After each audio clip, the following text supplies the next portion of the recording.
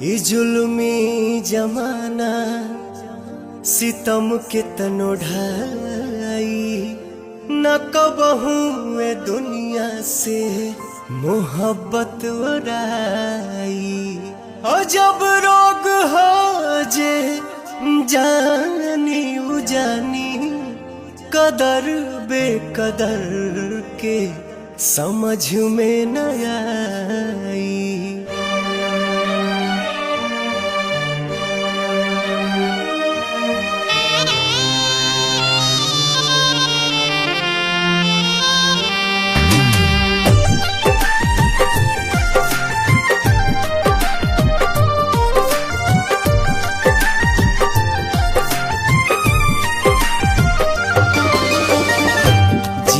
मरे के संगे खैली कसम संग ही सहे के रहे सारा सितम।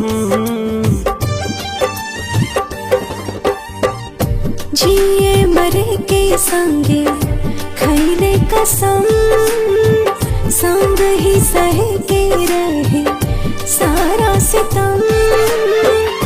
उहे जान भैली अनजान कहे पूछ के बतावा तनी चान। हे चान दूर कहे भैली हमर जान।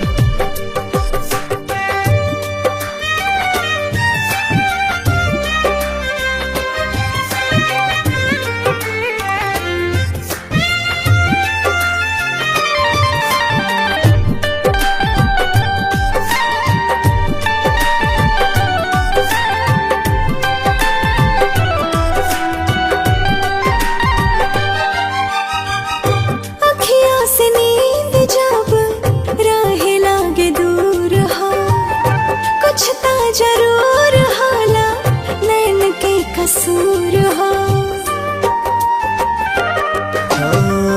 काहे के प्रीतिया बनौले भगवान हो। प्रेमी सतावल जाला बाटे परमान हो।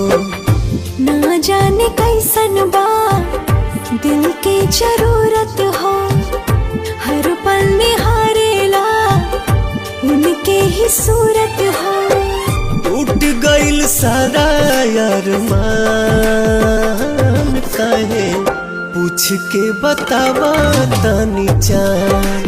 हे चान दूर काहे भैली हमर जान।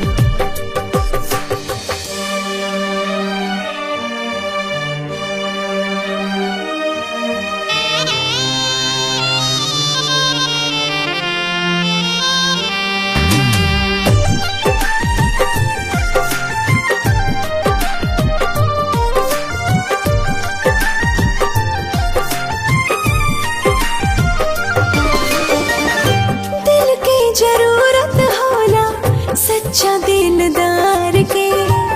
बड़ा हार जाए तू ता बुझला न प्यार के। फिर ना दोबारा कब हो पाई प्यार हो। बसल बसावल दुनिया भइल उजार हो।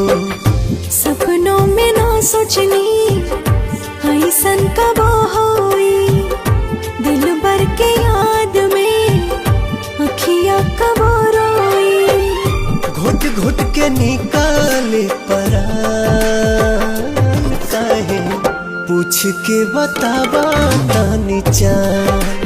हे चान दूर काहे भैली हमर जान।